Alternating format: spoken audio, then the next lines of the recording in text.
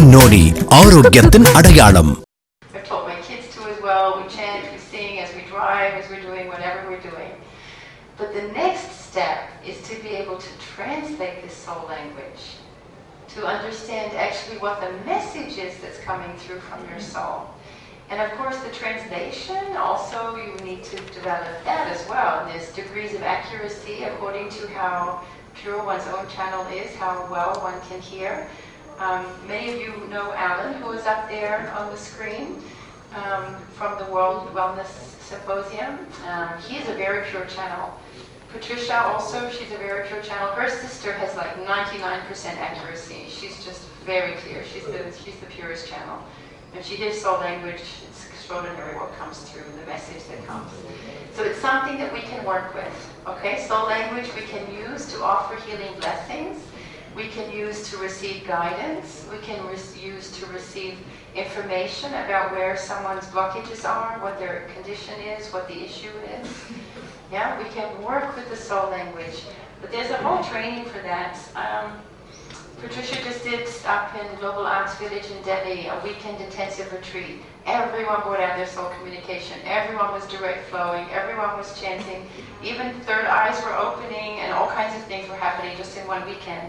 We normally do this as part of a whole 12-week series training on the internet. Is the authority book of the whole Power of Soul series. It's really the essence of what the Power of Soul system is about. On a spiritual journey level, transformation of life level, okay? The one for opening the spiritual channels, as we just were looking at, is the Soul Communication book. For opening the soul language, for opening the direct flow channel, for opening the third eye, and what we call the direct knowing channel. It's all described in this book. And this one is about the joy and the fun and the beauty of healing and transformation. So can you imagine the mindset, the shift in the mindset? The one who has cancer often feels like the victim. Why me? Why have I got cancer? And they feel powerless and they feel helpless. And these are very big blockages, really big mind issues that people have to get through when they're ill. So the way that we look at it, someone with cancer is someone who simply has an accumulation of energy in one place. This is the very big difference with some other healing systems, which would say that there's negative energy or dirty chi or whatever it is that they would call it. We just see it as an accumulation. Okay, there's too much energy. So the ones with cancer, Master Shah says, actually are the ones who are the best healers. They have so much energy to share. So he has people, for instance, there will be like a group of cancer people and maybe somebody with a backache. So he'll have the people direct the energy from the cancer tumor to give the energy to where it's needed in someone else. So then the cancer person becomes the healer. And they can work with their accumulated energy to heal others. Okay, so this is really blowing a lot of minds about these ideas of contaminated or dirty energy, positive energy, negative energy. There's no such thing. There is energy. There is all one chi in the whole universe, if we break it all down to the core essential point. And this energy, this chi, this prana, can be used for healing. But Master Shah has a very funny story that he'll tell. If you ever meet him, he'll tell you in person. In the days when he believed as an acupuncturist in dirty chi, he had this cancer patient who kept coming in to see him. And every time he saw him, he would cringe because this guy so much wanted to receive his healing. And Master Shah was convinced, as many of these Taoist masters were at that time, or the Tai Chi masters, that you have to really keep away from the ones with these kinds of illnesses, otherwise you get their dirty chi, you know? And so every time this guy would come in, he would get like this big boil on his butt. He would not be able to sit down, and out of his compassion, he could not say no. But he knew when he would see this guy, he'd go and sit down again, and there would be this another boil in his butt. He's going, oh, it's all this dirty chi. So he went to see Master Guo, which you saw there on the movie, and Master Guo said, it is only in your mind. There is no such thing as dirty chi. There is only chi. Okay? And it completely changed the way that we understand working with energy. It's really, there's no difference. There's just too little or too much. And there's a lot of mindsets and ideas that we need to transform and to be able to really progress with that. But I just wanted to make that point because it was coming up a few times earlier in some conversations.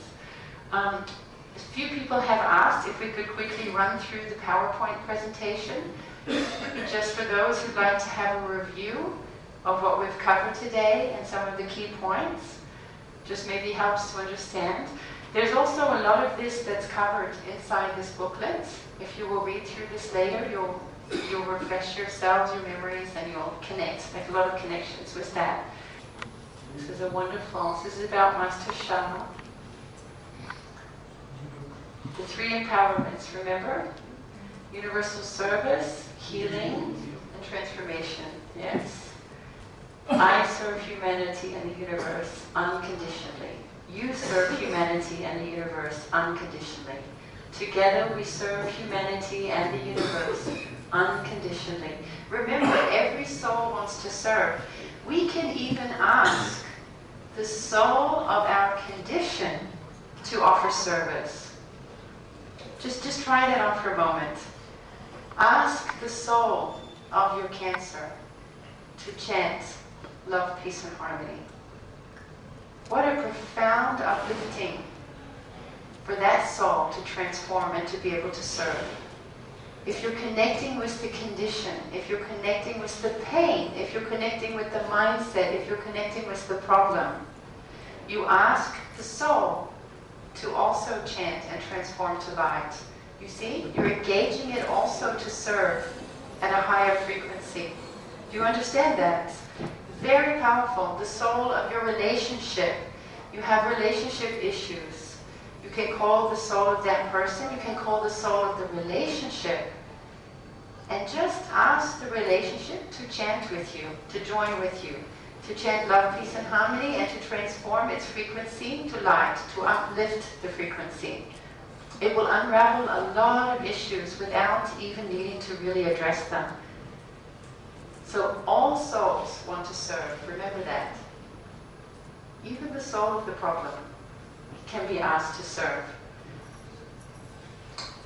I have the power to heal myself. You have the power to heal yourself. Together, we are really transforming the world. Have you heard of the research of Dr. David Hawkins from Power versus Force? Has anybody been into kinesiology? He did this very interesting study looking at how the frequency of one person who's vibrating at a very high level, how that calibrates or affects the frequency of all the other beings who are calibrating at lower levels. They say 200 is like the threshold. If you've heard of